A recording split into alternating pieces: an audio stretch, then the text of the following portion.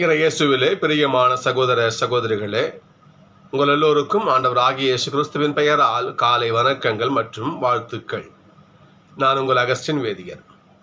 இன்று செப்டம்பர் மாதம் 7ஆம் தேதி 2024ஆம் ஆண்டு. ஆண்டவரின் மடியில் 5 நிமிடங்கள்.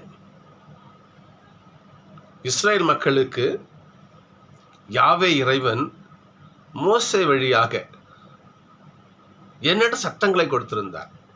நிறைய சட்டங்கள், இப்படி தான் வாழணும், இப்படி வாழக்கூடாது, இது இப்படி. அதில் இந்த ஓய்வு நாள் சட்டம் என்பது மிக முக்கியமானது, கடவுளுக்குரியது. அந்த ஓய்வு நாளை கடவுளுக்காக பயன்படுத்து. கோயில் தொழுகை கொடுத்ததுக்கு கோயிலுக்கு போ, அவனுடைய வார்த்தையை கேளு, இல்லையா? அதை தியானித்து சிந்திச்சு அந்த நிலையில் இரு. அந்த ஒரு நாள் கடவுளுக்கான ஒரு நாள். ஆதியாகமத்தில் கடவுள் இந்த உலகத்தை படைக்கின்ற பொழுது 6 நாள் படைப்பார், 7 நாள் ஓய்ந்திருப்பார். அதை என்ன பண்ணாங்க இஸ்ரேல் மக்கள்? சிறப்பாக சொல்லணும்னா பரிசேயர்கள் மிக உன்னிப்பாக கவனிச்சாங்க. எனவேதான் இந்த மன்னா பொழியும் போதும் பாருங்க, மோசே சொல்ல பாருங்க, ஓய்வு நாளில் மன்னா பொழியாது. என்ன பண்ணணும்? அதுக்கு முன்னாலே அதை எடுத்து வச்சுக்கணும். எடுத்து வச்சு ஓய்வு நாள் சாப்பிட்டுக்குங்க. அது அதனால் ஓய்வு நாளில் மன்னா உங்களுக்கு கிடைக்காதுன்னு சொல்லுவார். இன்னும் சொல்லுவாங்க பாருங்க பார்ப்போம், ஓய்வு நாளில் சமைக்கக்கூடாது, ஓகே, நடக்கக்கூட கூடாது, அதுக்கு ஒரு அளவு உண்டு. பைபிள் வரும் பாருங்க, ஒரு 2 ஊருக்கு டிஸ்டன்ஸு ஓய்வு நாளில் போகக்கூடாது, தூரம் தானே வரும். அப்போ என்ன அர்த்தம்? ஒரு தூரம் நடக்கக்கூட கூடாது. அந்த அளவுக்கு ஓய்வு நாளே அவ்வளோ ஒரு இதாக கடைபிடிச்சாங்க பரிசேயர்கள். அந்த ஓய்வு நாளில் நடக்கும் ஒரு சம்பவம் தான் இன்றைக்கி நற்செய்தி. லூக்கா நற்செய்தி 5ஆம் அதிகாரம். ஓய்வு நாளிலே கதிர் கொய்யும் நிகழ்ச்சி. இந்த பரிசேயர்கள் ஒரு முக்கியமான விசுவாசத்தை கொண்டவர்கள். என்னன்னு சொன்னால், சட்டமே முக்கியம். இந்த சட்டத்தை கடைபிடித்தால் நமக்கு மோட்ச வாழ்க்கை உண்டு, விண்ணக வாழ்க்கை உண்டு, சட்டப்படி வாழ்ந்தால் போதும் என்று மிக ஆணித்தனமாக நம்பியவர்கள் பரிசேயர்கள். இவர்கள் உயிர்ப்பு உண்டுன்னு நம்பினோம். சதுசேயர் உயிர்ப்பு இல்லைன்னு நம்பினோம். உயிர்ப்பு கிடையாது, பிறக்கணும், வாழறோம், செதுவோம் அப்படின்னு வாழ்றவங்க சதுசேயர்கள். பரிசேயர்கள் உயிர்ப்பு உண்டு என வாழ்ந்தவர்கள். ஆனால் எப்படி வாழணும்? சட்டப்படி வாழணும். இதுதான் எங்களுடைய முக்கியமான குறிக்கோள். இப்படிப்பட்டவர்கள் இன்று ஏசப்பா கிட்ட உரையாடுறாங்க. பாருங்க பார்ப்போம். ஓய்வு நாள் ஒன்றில் இயேசு வயல்வெளியே போயிட்டு இருக்காரு. அப்பொழுது இந்த பகுதி மத்தேயில ரொம்ப நல்லா வரும். 2 மொத்த நற்செய்தி தான். அது மத்தேயு பார்க்கலாமா? நாம பாருங்க, சேம் பகுதி தான், மாற்றம் கிடையாது. பாருங்க பார்ப்போம். அன்று ஓய்வு நாள், இயேசு வயல்வெளியே சென்று கொண்டிருந்தார். பசியா இருந்ததால். வார்த்தையை கவனிக்கணும். நம்ம சீடர்களுக்கு பசி. இயேசப்பா நற்செய்தி அறிவிக்கு போயிருக்கலாம், வேறு எங்கே பணிக்கு போயிருக்கலாம். பசி அவங்களுக்கு. பாருங்க பார்ப்போம். பசியா இருந்ததால் அவருடைய சீடர் கதிர்களை கொய்ய தொடங்கினர். நமக்கு ஒரு கேள்வி வரும், அது யார் வீட்டு வயலோ? அது யார் வீட்டு வயலோ? எப்படி அது மற்றவங்க வயலில் எப்படி சாப்பிடலாம் என்று ஒரு கேள்வி வரும். இதற்கும் சட்டம் உண்டு, ஒரு வார்த்தை உண்டு. பசியா இருக்கும் பொழுது அது யார் வீட்டு வயலாக தான் செலுத்தான், நீ பசிக்கு அதை கொஞ்சம் பறித்து சாப்பிடலாம், தப்பு இல்லை என்று இணைச்சட்டம் 23-25 ஒரு சட்டம் உண்டு. மேலும் பசிக்குது, உனக்கு சாப்பாடு இல்லை, பார்க்குற யாரோ ஒருத்தருடைய வயல், நீ பறித்து சாப்பிடலாம். பசிக்கு மூட்டை கட்டி கொண்டு போகக்கூடாது, அது பாவம், அது திருட்டு. மூட்டை கட்டி கொண்டு போகக்கூடாது, அது பாவம், திருட்டு. அப்புறம் பண்ணலாம், பசிக்கு சாப்பிடலாம். சைடு என்ன பண்ணுறாங்க, அதை கொஞ்சம் பறித்து அவங்க பசிக்கு சாப்பிட்றாங்க. இதை பரிசேயர்கள் பார்த்து இயேசுவிடம், பாரும் நம்முடைய சீடர்கள் என்ன செய்கிறாங்க பாருங்க என்று காட்டுறாங்க. அவர் அவர்களிடம் பசியா இருந்த பொழுது தாவீது என்ன பண்ண தெரியுமா? இறை இல்லத்துக்குள் சென்று குருக்கள் மட்டுமே அந்த அப்பம் சாப்பிடணும். ஏன்னா லேவிய பணி செய்ய அந்த லேவியர்களாக குருக்கள் அவங்க பணியாற்றினாங்க. அவங்களுக்கு ஒதுக்கப்பட்ட ஒரு பொருள் அது அப்பம். கடவுளுக்கு படைச்சு அதுவும் சாப்பிடணும். அது அப்படிப்பட்ட ஒரு பொருளை இறை இல்லத்திலிருந்து கொண்டு வர சொல்லி அதை அவரும் சாப்பிட்டதும் இல்லாமல் எல்லாரும் கூட கொடுத்தாரு. அது உங்களுக்கு குத்தமா தெரியலையா? சொல்லுங்க பார்ப்போம். அப்போ ஒரு ராஜாங்க தான் நீங்க கம்மி இருந்தீங்களா? நீங்க இவன் ஏழைப்பட்டவனு குற்றவாளி ஆகிறாரு என்று ஏசப்பாங்க கேட்கிறேன். நியாயம்தானே? பாருங்க பார்ப்போம். அது மட்டும் கிடையாது. சரி, இன்னும் சொல்ல பாருங்க பார்ப்போம். ஓய்வு நாளில் குருக்கள் கோவிலில் பணியாற்றுவது ஓய்வு நாளை மீறும் குற்றமாகாது என நீங்கள் எந்த திருச்சல் வாசிருக்கீங்க? நீங்க வாசிச்ச இல்லையா? நீங்க ஓய்வு நாளில் என்ன பண்ணலாம்? குருக்கள் பணி செய்யலாம், தப்பு கிடையாது. அப்ப என்ன பண்ணலாம்? கடவுளுக்குரிய காரியங்களை செய்யலாம். சீடர்கள் என்ன பண்றாங்க? நட்சத்திர அறிவிக்கு பணி செய்யறாங்க. பசி நேரம் உணவு அருந்துறாங்க. அதுவும் அவங்க மூட்டை கட்டி கொண்டு போல பசிக்கு சாப்பிட்றாங்க. இன்னும் சொல்ல பாருங்க பார்ப்போம். ஓய்வு நாள் மனிதருக்காக படைக்கப்பட்டது, ஓய்வு நாளுக்காக மனுஷன் உண்டாக்கப்படலை. அப்படிப்பட்ட அந்த ஓய்வு நாளும் கடவுளுக்கு, அது இறை மகனுக்கு கட்டுப்பட்டதுதான் என்று ஏசப்பாங்க சொல்றார். சகோதரர்களே, இதை போல ஒரு சடங்கு முறைகளால் நாம் கடவுளை ஒருபோதும் அடைய முடியாது. நாம எந்தெந்த விஷயங்கள் ஆண்டவரை நம்ம அடைய முடியும் பாருங்க பாப்போம். நம்ம எபிரேயர்ல அற்புதமான ஒரு கருத்து பாருங்க. எது உண்மையான பலி, எது உண்மையான வழிபாடு, எது உண்மையான ஆண்டவருக்கு தேவையான பாருங்க பார்ப்போம். அவர் வழியாக எப்பொழுதும் கடவுளுக்கு புகழ்ச்சி பலி செலுத்துவோமாக. இல்லைங்க? நல்லா பாருங்க பார்ப்போம். நன்மை செய்யவும் பகிர்ந்து வாழவும் மறவாதீர்கள். நன்மை செய்யவும் பகிர்ந்து வாழவும் மறவாதீர்கள். இவ்வகை பலியே கடவுளுக்கு உகந்தவை. எபிரேயர் 13:15-16. நன்மை செய்யுங்கள், இருப்பதை பகிர்ந்து வாழுங்கள். பசி, அவனுக்கு பசி கொடுமை, ஒரு வாய் சாப்பிட்றான். நல்லா பாருங்க, ஓய்வு நாள் சமைக்கக்கூடாது.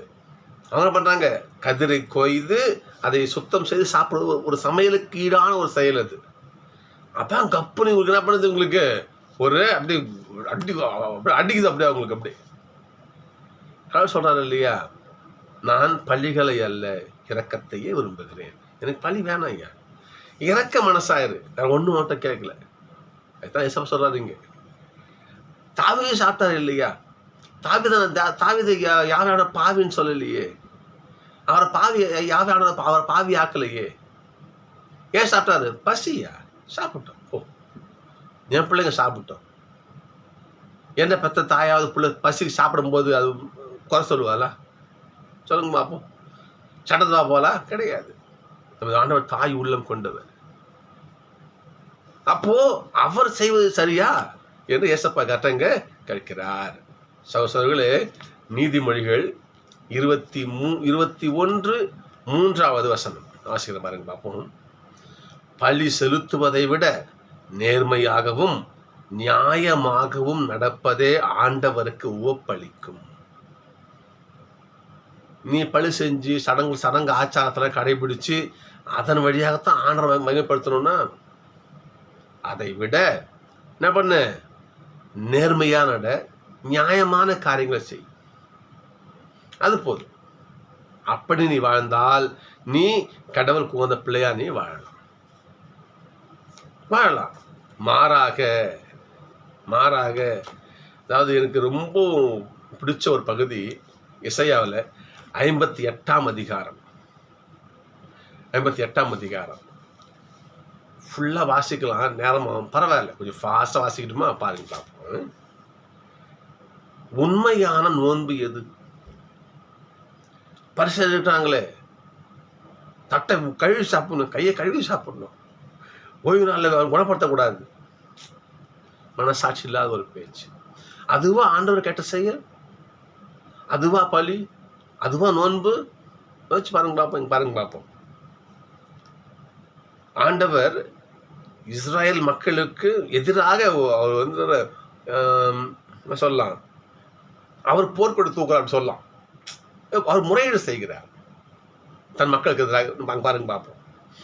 பேரொளி எழுப்பி கூப்பிட்டு நிறுத்தி விடாதே, எக்காலத்தை முழங்குவது போல் உன் குரலை உயர்த்து, என் மக்களுக்கு அவருடைய வன் செயல்களையும்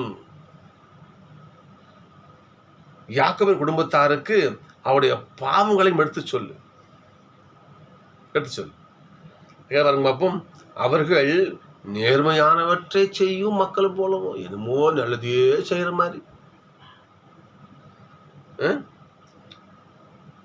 தாங்கள் கடவுளின் கட்டளைகளை கடைபிடிப்பவர் போலவும் என்னமோ நல்லதே செய்யற மாதிரியும், கடவுளுடைய கட்டளை அப்படியே அப்படியே அப்படியே கரெக்டா பர்ஃபெக்டா கடைபிடிக்கிற மாதிரியும் என்ன பண்றாங்க, நாதோறும் என்ன தேடுறாங்க.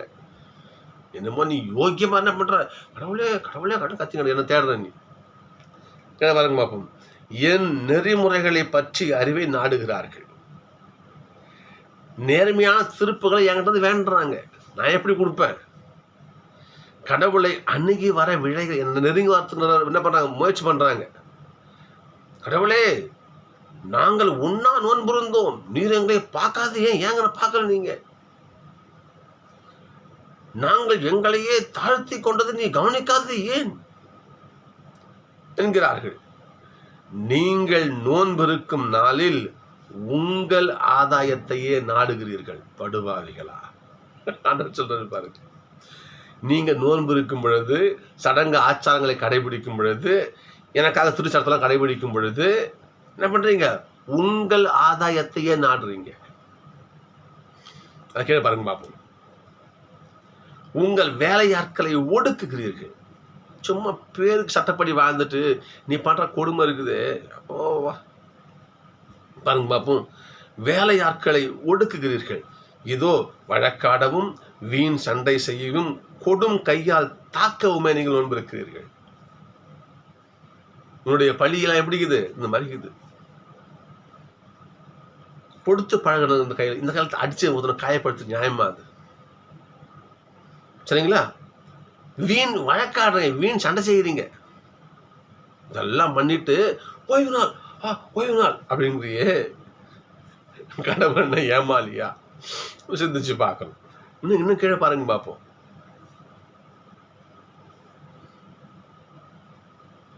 நீங்கள் நோன்பிருக்கிறீர்கள் இல்லையா, இவ்வாறு வழக்காட சண்டை செய்ய, அது எச்சகையோட காக்கா ஓட்டாம நீ நோன்பு இருக்கிறீங்கன்னு சொன்னா, அந்த நோன்பு எனக்கு ஏத்த நோன்பா?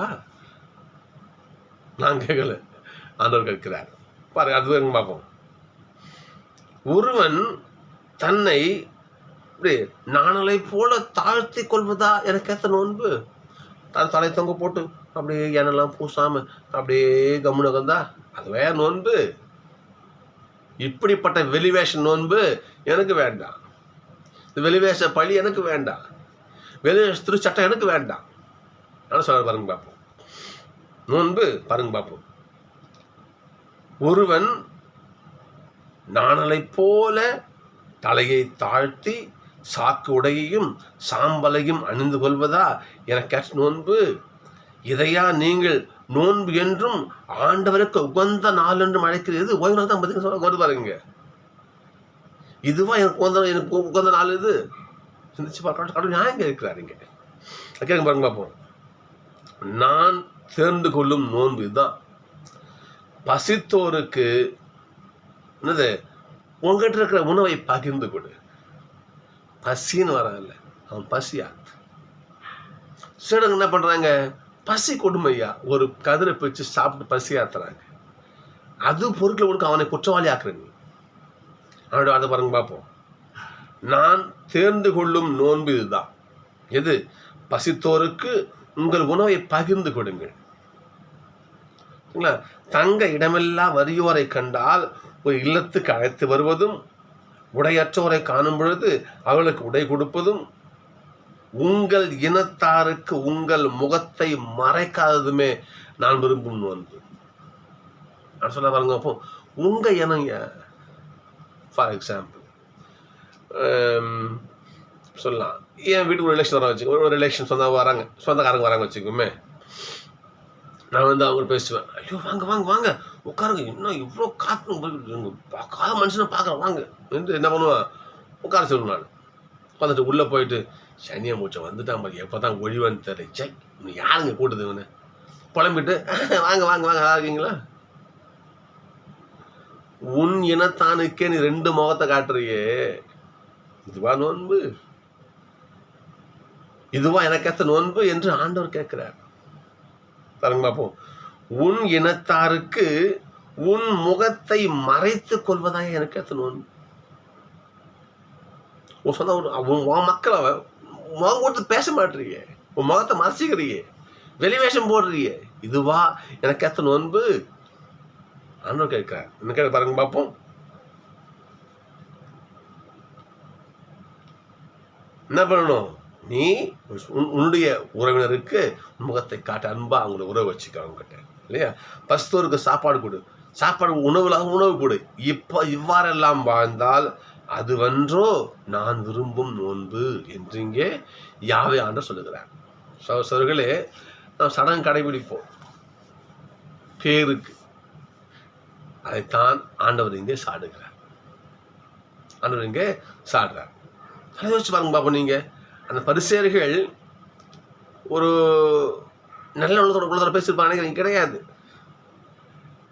நல்ல உள்ளத்தோட பேசியிருக்காங்க. ஏன்னா இயேசு கிட்ட குறை கண்டுபிடிக்கணும், அவர்கிட்ட ஏதாவது குறை கண்டுபிடிச்சி அவரை குத்தவாளி ஆக்கணும்.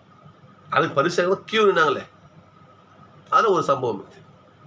ஏச படம் சொல்ற பாருங்க. அப்போ ஓய்வு நாளும் மானிடமன் கட்டுப்பட்டது தான். சரிங்களா? இதையே ஏசப்பா பழிச்சுன்னு சொல்றாரு. ஓய்வு நாள் மானிடமன் கட்டப்பட்டது பட வேண்டிய அப்படின்னு டாக்டர் சொல்றாரு. ஆனால் முதல் வாசகத்தில் பவுலுடைய வார்த்தையே ஒரு வஞ்சக புகழ்ச்சின்னு சொல்லுவாங்க. ஒரு ஔவையார் பாட்டு பாடினாங்க, பாடுவாங்க பார்ப்போம். 8 லட்சணமே எமநேரும் ஆகரமே அந்த பாட்டு ஆரம்பிக்கும். 8 லட்சணம்னா 8ன்னா தமிழ் ஆங்கிலத்து என்ன மாதம் 8 குறிக்கும். வா என்ற எழுத்து நம்ம கால் என்ற பொருளை எழுத்து குறிக்கும். அப்போ 8 கால் 8 லட்சணம்னா அவலட்சணம்னு அர்த்தம். அவலட்சணமே எமனேரும் வாகனமே எரும மாடை என்று வெளிப்பட சொல்ல மறைமுகமா சொல்றது. நல்லா சொன்னா கோச்சிக்குவான், சண்டை முட்டிக்கும், பிரச்சனை வரும். ஏன் மறைமுகமா சொல்றது? அது போல அவே ஒரு ராஜாட்டு போவாங்க. அவர்கிட்ட போயிட்டு அதிகமானை புகழ்ந்து நேராக பேசினா பிரச்சனை ஆகிடும். மறைமுகமாக புகழ்வாங்க. ராஜா, உன்னுடைய அந்த ஆயுத கிடங்களை போய் பார்த்தேன், எல்லா கத்திகளும் அப்படியே பலன்னு அப்படியே புதுசாக அடுக்கி வச்சிருக்கீங்களே, அதெல்லாம் பார்க்கும்பொழுது எனக்கு அப்படி இருந்துச்சு. இந்த அதிகமாக இருக்கானே, ஐயோ எல்லா கத்தியும் கொல்லுப்பாட்டில் கிடக்குது, தேஞ்சி போய் எதுக்கு அந்த கத்திங்கன்னு சொல்லுவார். மறைமுக பொருள், நீ கோழ, உன் கத்திலாம் அப்படியே என தடவி வச்சிருக்க. நீ அதிகமான வீரன், அவன் வீரன், அவன் கத்தியெல்லாம் போருக்கு போய் மழுங்கி போய் கிடக்குது கொல்லப்பட்டறையில். இதான் மறைமுகமாக சாடுதல். இதைத்தான் இந்த விஷயத்தை இதைத்தான் என்ன பண்றாருங்க, வஞ்சக புகழ்ச்சியாக என்ன பண்றாருங்க தூய பவுல் கொரிந்து மக்களுக்கு சொல்றாரு பாருங்க. ஏன்னா நம்ம முன்ன வாசிச்சோம் இல்லையா, கொரிந்து மக்கள் 2 கட்சியா பிரிஞ்சு போய் நிற்கிறாங்க. 3 கட்சி கூட சொல்லலாம். அப்போல வச்சாந்தவன் ஒரு குரூப்பு, பவுலுக்குன்னு ஒரு குரூப்பு, பேதருக்குன்னு ஒரு குரூப். அதில் மக்கள் தனித்தனியா பிரிஞ்சு அப்படி என்ன பண்றாங்க, ஒரு பிரிஞ்சு அவங்க காணப்படுறாங்க. அங்க பாருங்க, அது பவுல் சொல்ல பாருங்க. அப்போ இப்படி பிரியாதீங்க, இப்படி பிரிஞ்சு கிளையா நிற்காதீங்க, ஒத்துமையா இருங்க. ஆனால் அவங்க கேட்பாங்களா? நான் திட்டவும் முடியாது, திட்டம் ஏஞ்சி போயிடுவேன். அப்போ யார் மக்கள் மனம் திரும்பி? அப்போ அவர் சொல்ற வார்த்தைக்கு பாருங்க பாப்போம். நீங்கள் நாங்கள் கிறிஸ்துவின் பெயரை பொருட்டு மடையர்கள். நாங்கள் மட பசங்க பண்ணாங்களாம். ஆனால் நீங்கள் கிறிஸ்துவோடு இணைந்த நிலையில் அறிவாளிகள். நீங்கள் அறிவாளிங்க. நாங்கள் மட பசங்க ஒன்றுமே கிடையாது, என்கிட்ட மூளையே கிடையாது. நீங்கள் அறிவாளி, பிரில்லியன்ட். உங்களுடைய வார்த்தை கவனிக்கணும். பாருங்க பார்ப்போம். நாங்கள் வலுவற்றவர்கள், நாங்களாம் சப்பாங்க. நாங்களாம் நீங்கள் வலிமையானவர்கள். நீங்கள் என்ன ஆள்? நீங்கள் 3 குரூப்பாக பிரித்து வச்சுக்கிறீங்க இல்லையா? பிரித்தாலும் கொள்கை ஈடுபட்டுறீங்க. நீங்கள் ஒன்றா வாழ மாட்டீங்க. பார்த்து துண்டு துண்டாக செதஞ்சு போய் வாழறீங்க. நீங்கள் 3 குரூப்பாக வாழறீங்க. நீங்கள் அறிவாளிங்க. என்ன பாருங்க பார்ப்போம் இல்லையா? நீங்கள் மாண்பு மிக்கவர்கள். நாங்கள் மதிப்பற்றவங்க. நாங்களாம் சும்மா மதிப்பில்லாதவங்க என்று என்ன பண்ணுறாங்க பாருங்க பார்ப்போம். அவர்களை ஏனென்ற இது பரிசெயர் அப்படி பொருந்தும் பாருங்க பார்ப்போம். அப்படியா பரிசெயரே? பரவாயில்லையே. நீங்கள் அப்படி பரிசெயர் பொருந்துங்கிற மாதிரி வாசகம் அப்படி அமைஞ்சிருக்கு பாருங்க இன்னைக்கு. சோர்களே, இவ்வாறாக போலி வேஷம் போட்டு நாம் ஆண்டவருக்கு உகந்த பிள்ளையாக மாற முடியாது. அப்போ எப்படி நம்ம ஆண்டவர் உகந்த பிள்ளை மாற முடியும்? திருப்பாடல் அற்புதமான சாட்சி இன்னைக்கு. திருப்பாடல் 145 வாசிக்கலாமா? பாருங்க பாப்பா. இன்னைக்கு பல்லவியே தான். தம்மை நோக்கி மன்றாடும் யாவருக்கும். அது கீழே இன்னொரு வார்த்தை சேர்த்து பாருங்க பார்ப்போம். உண்மையாக.